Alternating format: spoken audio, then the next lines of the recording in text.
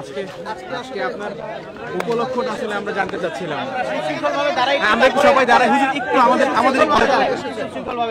একটু হুজুর ক্যামেরা ওইদিকে হুজুর।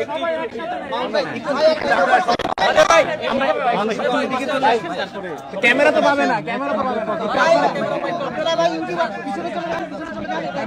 পাচ্ছেন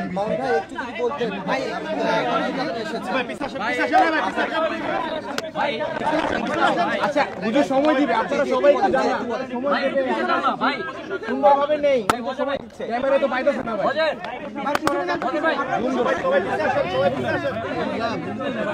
আমার আসলে মোবাইল ছিল আর কি এখানে যখন আমি অ্যারেস্ট হই, তো মামলার আলামত হিসেবে আমার একটা মোবাইল জব্দ করা হয়েছে। সেই মোবাইলটা নিতে আসছে না, আর কোনো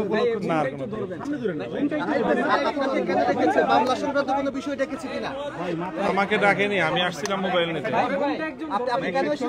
মোবাইলটা নিতে। আমার ওই মামলার আলামত হিসেবে মোবাইল জব্দ করা হয়েছে, সেই মোবাইলটা নিতে আসছে। মোবাইল কি পেয়েছেন কিনা, মোবাইল পেয়েছেন কিনা, মোবাইল কি পেয়েছেন ভাই? এত ক্যামেরা কি পাওয়া গেছে কিছু আদৌ? ভাই ক্যামেরা কি আছে, পাইছেন? আপনার কাছে